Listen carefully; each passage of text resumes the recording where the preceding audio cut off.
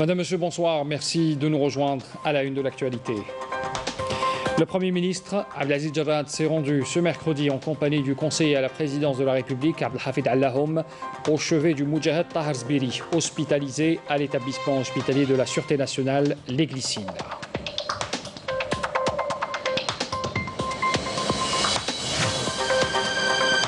Le Premier ministre Abdelaziz Jarrad a présidé ce mercredi une réunion du gouvernement qui s'est déroulée par visioconférence.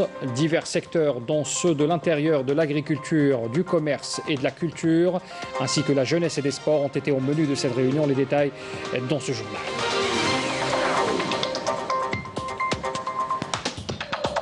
Le général de corps d'armée, chef d'état-major de l'armée nationale populaire, Saïd Chengriha, a présidé ce mercredi l'ouverture des travaux d'un séminaire sur le rôle des médias nationaux dans le renforcement du front interne et faire face aux plans hostiles visant l'Algérie.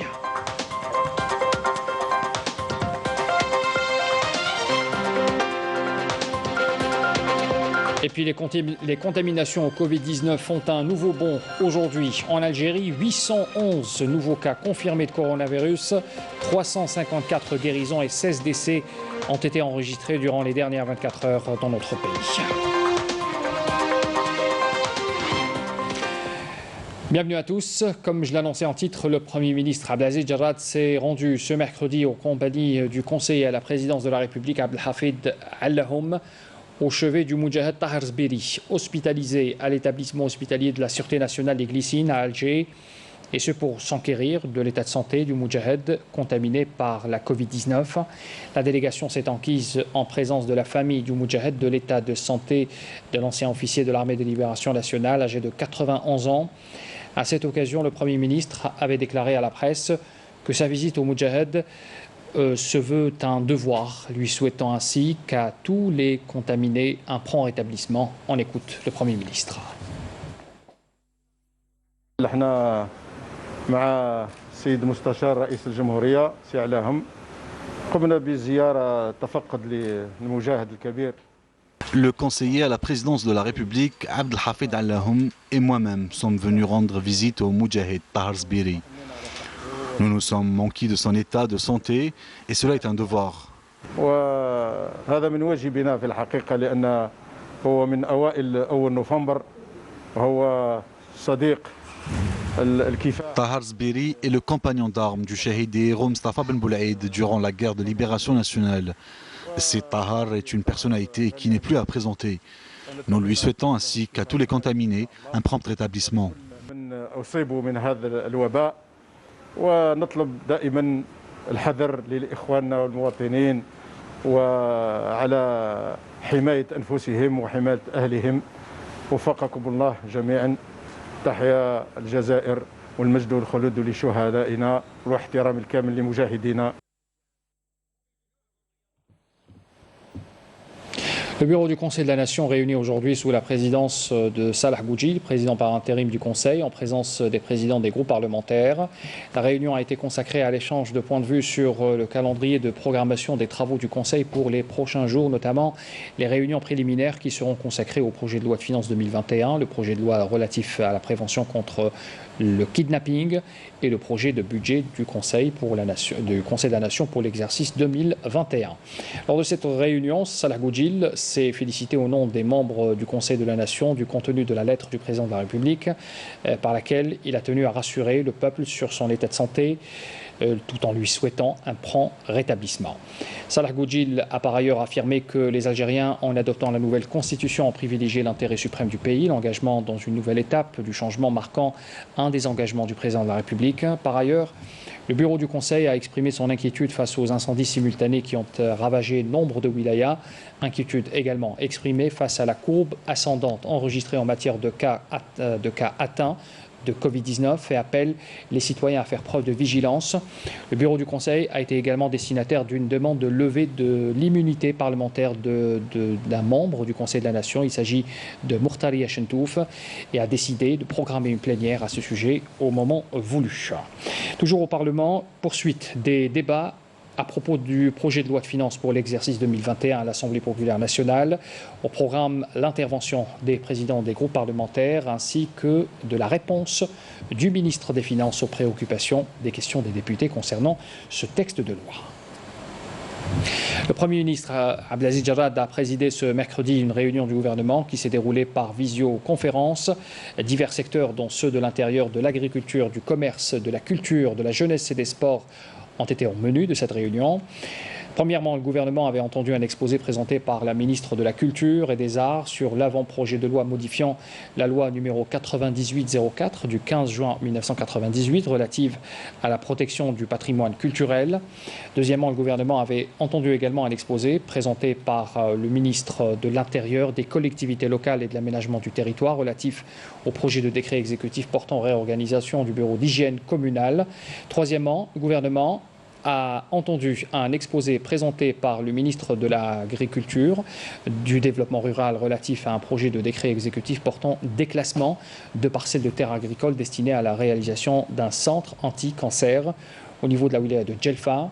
Quatrièmement, le gouvernement avait entendu aussi un exposé présenté par le ministre du Commerce relatif à deux projets de décret exécutif relatifs respectivement aux modalités d'exercice des ventes en solde promotionnel, en liquidation de stock, en magasin d'usine et au déballage, et également au modèle des procès-verbaux de constatation des infractions liées aux pratiques commerciales. Le gouvernement a entendu une communication du ministre de la Jeunesse et des Sports sur le plan d'action de relance du sport scolaire et universitaire. Et puis enfin, le gouvernement a entendu une communication du ministre de l'Intérieur, des collectivités locales et de l'aménagement du territoire relative à la passation d'un marché de gré à gré simple dans le cadre de l'équipement des structures du secteur avec une entreprise publique. Plus de détails sur le contenu de cette réunion avec le porte-parole du gouvernement, ministre de la Communication, Ammar Belhimar. قدمت وزيرة الثقافة والفنون مشروعا تمهيديا لقانون يعدل ويتمم القانون رقم 98/04 مؤرخ في 15 جوان سنة 1998 والمتعلق بحماية التراث الوطني. يعدل هذا النص الجديد 30 مادة ويدرج 6 مواد إضافية. توسع الأحكام المدرجة عن مجالات التكلف بالممتلكات الثقافية والمواقع الأثرية. كما يعزز هذا القانون حماية التراث الوطني من خلال إدراج مفهوم جديد يتعلق بما يسمى بالأماكن التاريخية للذاكرة. كما يقترح المشروع التمهيدي تشديد العقوبات الجنائية بالنسبة لمختلف أشكال المساس بالتراث الثقافي بما فيه التراث الثقافي غير المادي. عرض وزير الداخلية والجماعة المحلية والتهيئة العمرانية مشروع مرسوم تنفيذي يتضمن إعادة تنظيم مكتب حفظ الصحة البلدي. يستجيب هذا النص الجديد إلى معالجة المشاكل المتعلقة بالنظافة في الأوساط الحضرية التي وصلت بعضها إلى مستويات حرجة. قدم وزير الفلاحة والتنمية الريفية مشروع مرسوم تنفيذي يتضمن إلغاء تصنيف قطع أراضي فلاحية موجهة لإنجاز مركز مكافحة السرطان على مستوى ولاية الجلفة بناء على الطلب المقدم من طرف والي الولاية المعنية بعد موافقة اللجنة المحلية. ويتعلق الأمر بوعاء عقاري يعد ملكا خاصا للدولة وهو ذو جودة فلاحية ضعيفة. رابعا، قدم وزير التجارة مرسومين تنفيذيين. المرسوم الأول يعدل ويتمم نصا يعود لسنة 2006 يحدد شروط وكيفيات ممارسة البيع بالتخفيض والبيع الترويجي والبيع في حالة تصفية المخزونات والبيع عند مخازن المتعامل وكذا البيع خارج المحلات التجارية بواسطة فتح الطرود.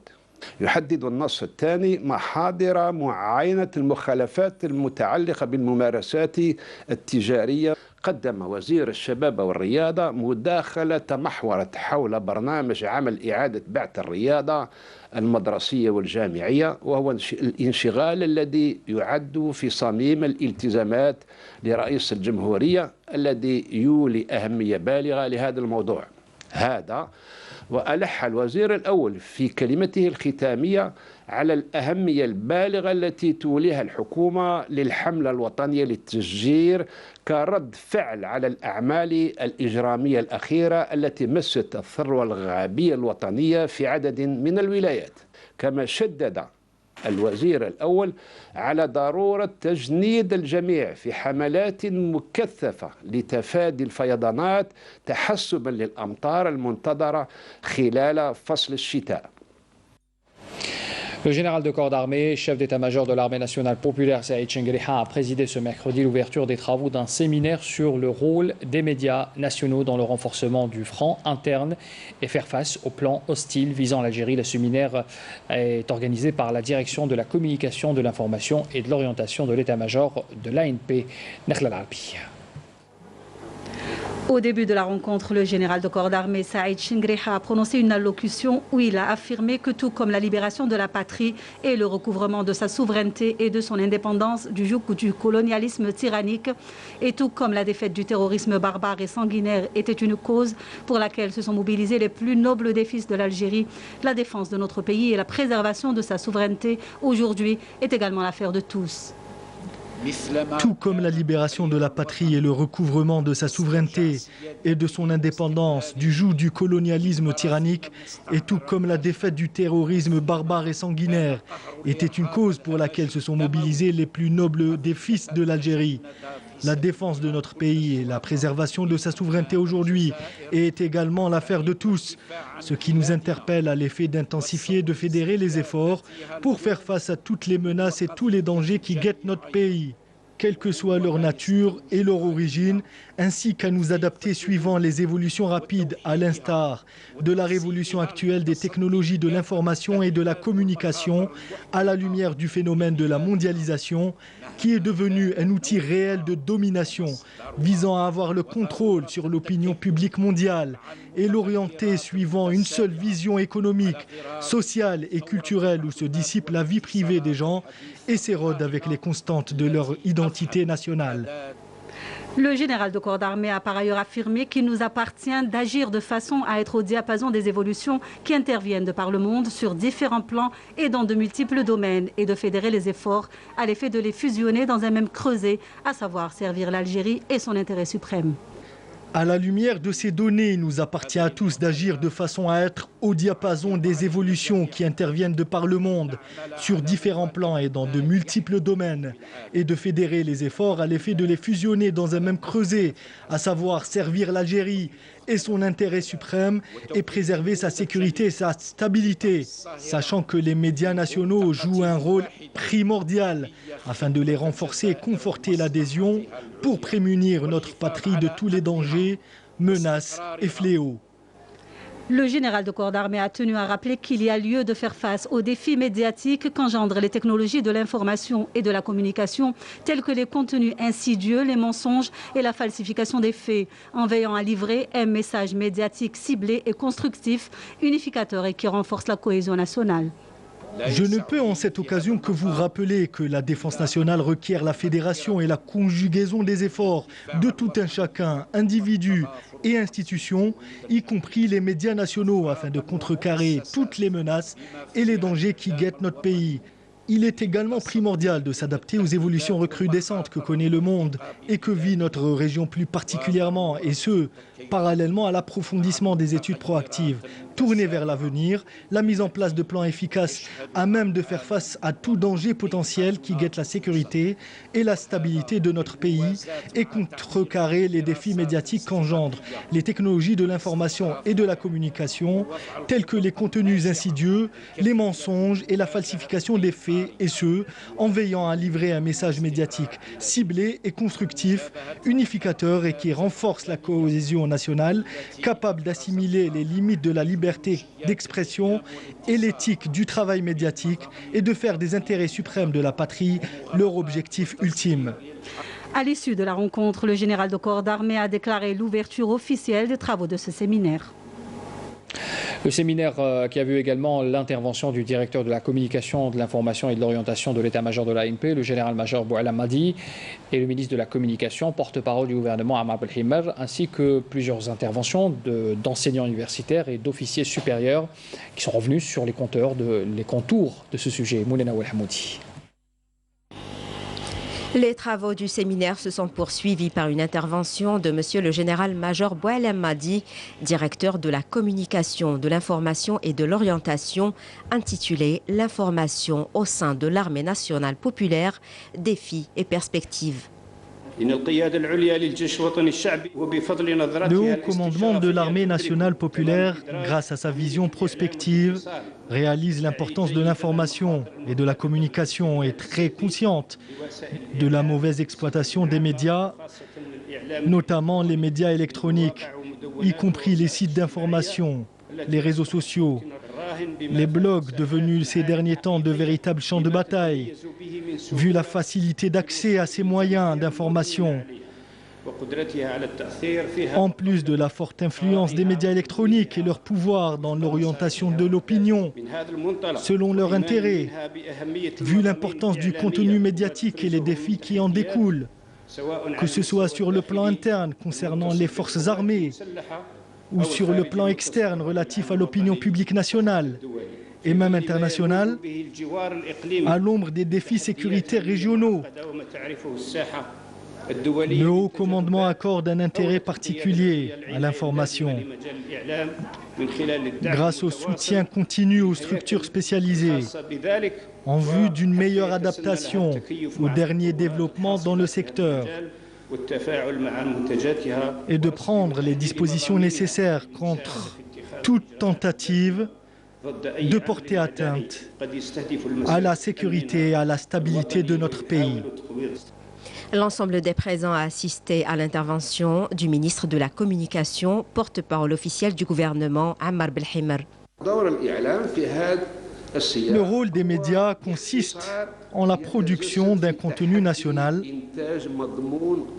dans un cyberespace violent, vu les dangers géopolitiques et les besoins du front interne visés au quotidien.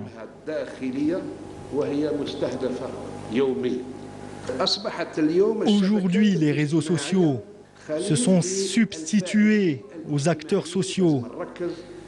Et j'insiste sur l'information numérique et l'existence en force à travers un contenu national et nationaliste dans les sites électroniques et les réseaux sociaux. Dans ce contexte, nous avons proposé un nouveau cadre juridique en vue d'encourager la production d'un contenu national dans les réseaux sociaux, et ce à travers l'approbation récemment d'un décret exécutif pour l'information électronique en vue d'encourager la création d'un grand nombre de sites électroniques dans le pays. Les présents ont également assisté aux interventions du professeur Meziane Saïdi, intitulée « Rôle des médias dans l'ancrage des valeurs nationales », la déclaration du 1er novembre comme référence, à l'intervention du professeur Mustafa Saïd, intitulée « Les défis des médias nationaux face à la dynamique des menaces sécuritaires », une intervention du colonel Mustafa Merrah sous le thème « Le rôle du discours médiatique dans la mobilisation de l'opinion publique à l'effet de renforcer la défense nationale et conforter la cohésion du front interne, l'information au sein de l'armée nationale populaire comme modèle. Une intervention du professeur Tahar Bdiar intitulée « La régulation de l'activité de communication et son rôle dans la consolidation de la souveraineté nationale ». Une intervention du professeur Ammar Abdrahman intitulée « La sécurité et la défense nationale à la lumière de l'évolution des technologies de l'information et de la communication menacées en jeu ».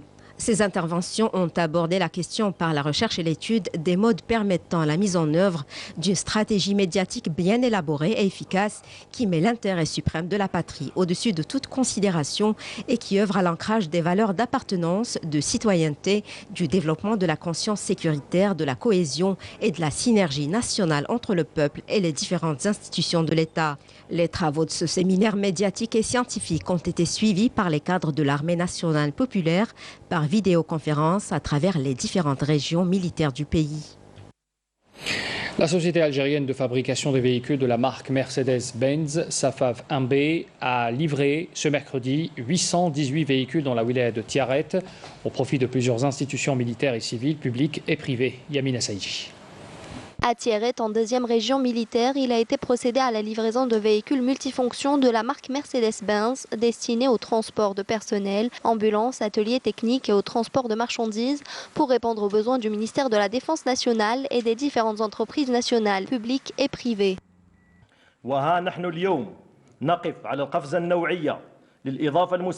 Nous insistons sur la qualité des véhicules et de la valeur ajoutée à nos forces postées à nos frontières qui ont pour mission de combattre les groupes terroristes et toutes sortes de criminels, sans oublier l'efficacité de nos produits pour faire face aux feux de forêt et pour la protection de nos terres face au feu. 818 véhicules ont été réceptionnés au profit de la Direction centrale du matériel du ministère de la Défense nationale, du ministère de l'Intérieur, de la Direction générale de la Sûreté nationale, ainsi que des différentes entreprises économiques publiques et privées.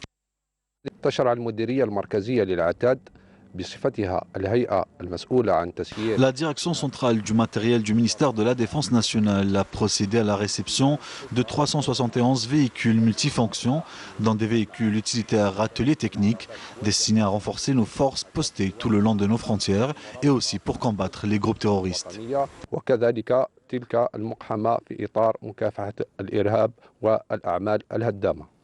Aujourd'hui, nous avons réceptionné le deuxième lot de véhicules blindés, destinés au transport, protégés sous blindage de valeur ou de fonds pour faciliter le service client.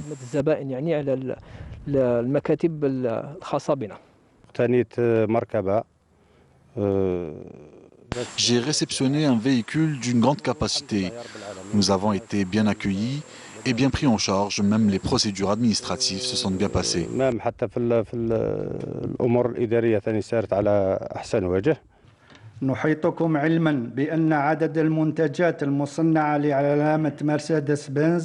Je tiens à vous informer que la production de la société algérienne Mercedes-Benz continue à vendre et commercialiser ses véhicules en Algérie, et ce depuis le lancement de ce projet qui est en constante évolution. Nous assurons que nos efforts se poursuivent pour répondre à la demande du marché et ce en mettant en place des annexes régionales à travers 6 wilayas du pays.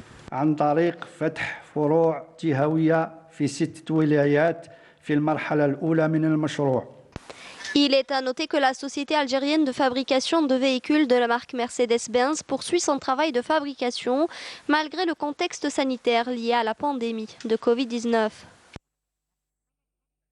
La pandémie, justement, on en parle avec ce nouveau bon qui a été enregistré aujourd'hui en Algérie concernant les cas de contamination. 811 nouveaux cas confirmés de coronavirus, 354 guérisons, 16 décès ont été enregistrés également durant ces dernières 24 heures. Les détails de ce bilan avec le porte-parole du comité scientifique de suivi de l'évolution de la pandémie, le docteur Jamal Fourar.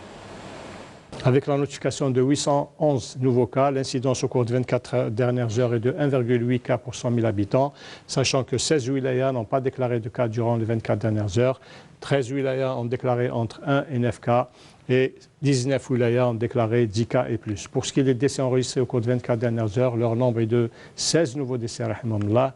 Pour ce qui est des nouveaux patients enregistrés au cours des 24 dernières heures, leur nombre est de 642 personnes hospitalisées durant les 24 dernières heures.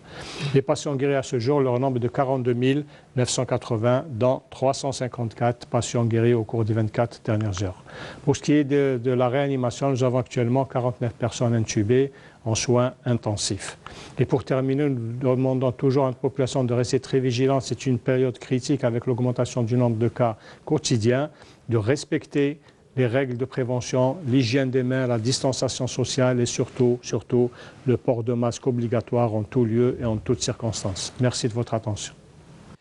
Une note d'espoir pour que le monde puisse enfin se vacciner au plus vite contre le coronavirus. Un espoir suscité par un laboratoire américano-allemand. On en parle depuis plusieurs jours. C'est un laboratoire qui parle d'un vaccin ayant prouvé son efficacité 90% selon les dernières révélations donc, qui ont été faites. Les commandes sont déjà lancées par certains pays, tandis que d'autres craignent une inégalité dans l'accès à ce vaccin. Éclairage Naïma Chekchek. Après l'annonce il y a 3 jours par l'américain Pfizer et l'allemand BioNTech d'un vaccin à 90% efficace, l'espoir est redonné pour mettre le holà à la pandémie qui inquiète beaucoup de par le monde. En tout cas, ce sont une dizaine de vaccins qui sont toujours à l'essai et présentés comme étant potentiellement efficaces. Mais pour l'heure, c'est le vaccin Pfizer-BioNTech qui apparaît utilisable dans peu de temps. Les autorités américaines parlant de quelques semaines pour que celui-ci soit fonctionnel.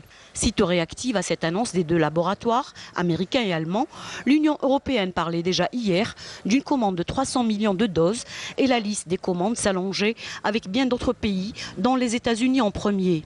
En tout état de cause, dans un scénario optimiste, disait au conditionnel, aujourd'hui, la directrice de l'ECDC, l'agence européenne en charge des épidémies, les premières vaccinations contre le Covid-19 pourraient avoir lieu au premier trimestre 2021 en Europe où la situation pandémique est jugée particulièrement inquiétante. Des nouvelles encourageantes à propos du vaccin qui font toutefois craindre une inégalité pour en avoir l'accès, en Afrique notamment. C'est ainsi qu'hier, le Kenya a exhorté la communauté internationale à promouvoir un accès équitable au vaccin contre le Covid-19 dans ce contexte de percée récente des essais de dernière phase menés par les principaux fabricants. Durement étouffée par la pandémie, la survie des économies mondiales, elle, est indubitablement tributaire des vaccins tant attendus pour que le monde respire enfin. Pour respirer, enfin, on va à Tipaza, dans la région de Chenois, pour apprécier une spécialité culinaire qui nous vient de cette région. On vous présente ce soir un plat préparé en pleine campagne, des escargots en sauce rouge avec de l'ail. C'est un mets succulent que nous présente ce soir Sihem Kenouch dans ce reportage. Dans la région de Tipaza, on raffole d'un plat qui n'est pas très connu à travers tout le pays. En effet, les habitants du Chenois, notamment, cuisinent des escargots à l'ail. L'ingrédient principal, c'est-à-dire les escargots, sont tout autour de vous. Et puis, il faut aller épuiser de l'eau dans la Tala, la source au cœur du mont Chenois. Près de sa maison familiale, ancestrale, Nasser commence à préparer son plat préféré. Les ingrédients sont là, dans son propre verger, du thym, de l'origan, de l'ail, de l'oignon. On allume le feu et c'est parti. الزغلال ولا بوجغللو ولا الببوش كل واحد واش يسميه. وحنا جيتنا سموها يا بوجدين.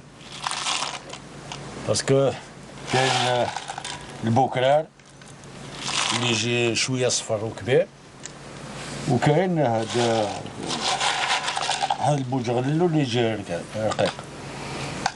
وفي الياقوت تاعو هذا هو اللي بنين على الاخر.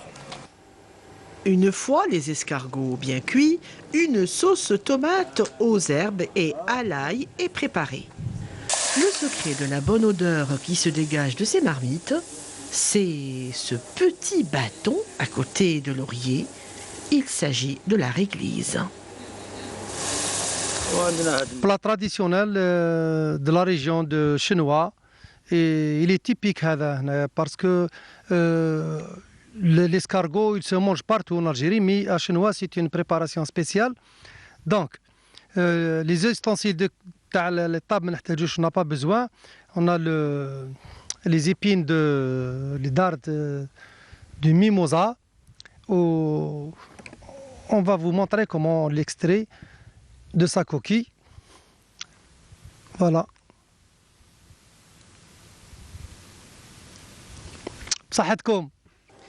Bien qu'il soit méconnu, ce mets est très ancien et très demandé par les connaisseurs, ceux qui dégustent des goûts naturels aux herbes aromatiques de montagne. Si vous voulez des petites cuillères, Un mot de justice pour vous dire que le procureur général de Blida a requis la perpétuité à l'encontre de l'accusé principal dans l'affaire Khalifa Bank, Abdelmoumen Khalifa, avec la confiscation de l'ensemble de ses biens saisis dans le cadre de cette affaire. D'autres peines allant de 20 ans à 4 années de prison ont été requises également contre 11 accusés restants. Justice toujours, la chambre pénale de la Cour d'Alger a décidé ce mercredi de reporter au 2 décembre prochain le procès en appel dans l'affaire des frères Kouninef, poursuivis pour corruption, et ce à la demande de la défense. En septembre dernier, le tribunal de Sidi Mohamed avait condamné les accusés à des peines de prison ferme allant de 12 ans à 20 ans avec confiscation de tous leurs biens. Les membres du comité national algérien de soutien avec le peuple sahraoui suivent avec une grande préoccupation l'évolution de la situation qui prévaut à Al-Gargarat, à la frontière sud des territoires occupés du Sahara occidental. Sur les lieux, les Sahraouis manifestent légitimement et pacifiquement contre la violation par le Maroc de l'accord de cessez-le-feu signé en 1991, et ce après l'ouverture illégale par le Maroc d'une brèche en zone démilitarisée et sous un contrôle international, et dont se sert le Maroc pour exporter des produits spoliés du Sahara occidental vers la Mauritanie, le Sénégal, mais encore les États de l'Afrique de l'Ouest. Le sport à présent. On vous parle également ce soir de l'arrivée cet après-midi de 2 joueurs de l'équipe nationale, Rami Ben Sabbaini et Ayoub Abdellaoui. Ils sont arrivés à Alger. Le défenseur international du FC Sion a été appelé en renfort par le sélectionneur national pour remplacer Mohamed Fares, qui n'a pas pu effectuer le déplacement vers la capitale. Ils ont directement rejoint le stage des Verts entamé lundi au centre technique de Sidi Moussa.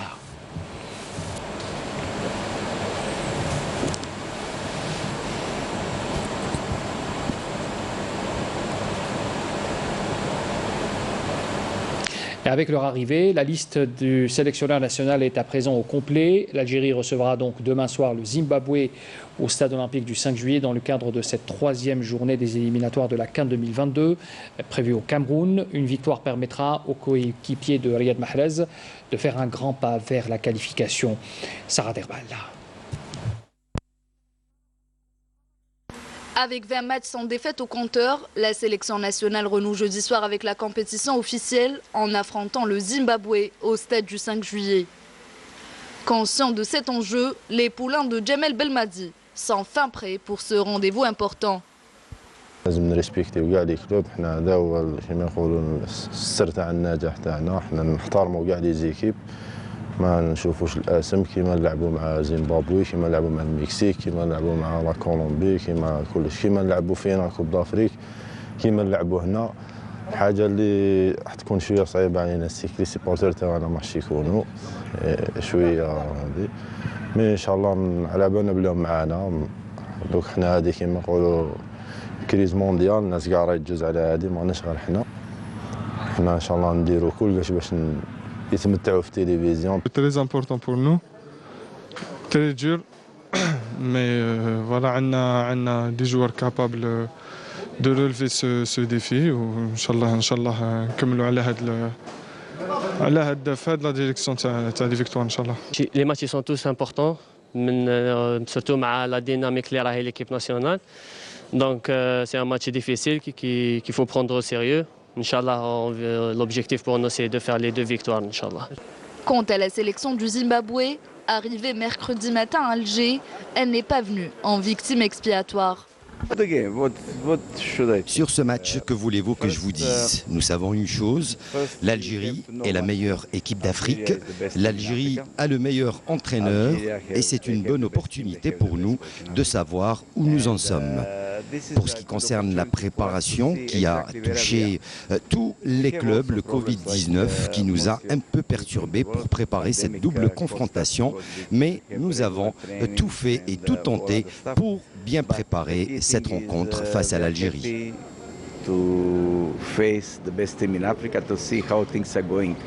Le champion d'Afrique en titre ambitionne de remporter cette double confrontation afin de valider dès ce mois de novembre sa qualification pour la phase finale de la Coupe d'Afrique des Nations qui aura lieu au Cameroun en 2022. Et sachez que les Verts effectuent en ce moment même leur dernière séance d'entraînement d'avant-match. Le match demain face au Zimbabwe, ça sera à 20 h au stade du 5 juillet. Un match qui sera retransmis sur la chaîne de la télévision nationale. Fin de ce journal, le rappel des titres avant de clore bien sûr cette édition. Le Premier ministre Abdelaziz Jarrad s'est rendu ce mercredi en compagnie du conseiller à la présidence de la République Abdelhafid Allahoum au chevet du Moudjahid Tahar Zbiri, hospitalisé à l'établissement hospitalier de la Sûreté nationale des Glycines.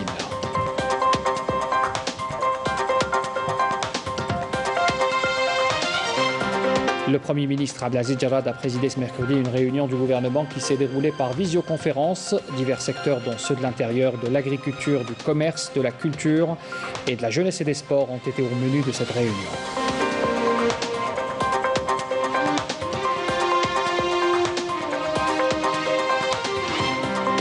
Le général de corps d'armée, chef d'état-major de l'armée nationale populaire Saïd Chengreha a présidé ce mercredi l'ouverture des travaux d'un séminaire sur le rôle des médias nationaux dans le renforcement du front interne et faire face au plan hostile visant l'Algérie.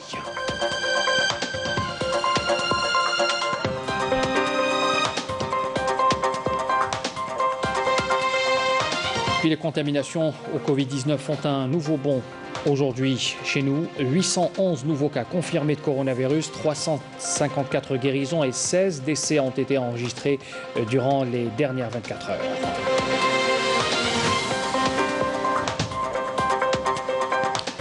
Fin de ce journal, merci de l'avoir suivi. Les adresses pour les replays s'affichent au bas de votre écran. Très bonne soirée à tous.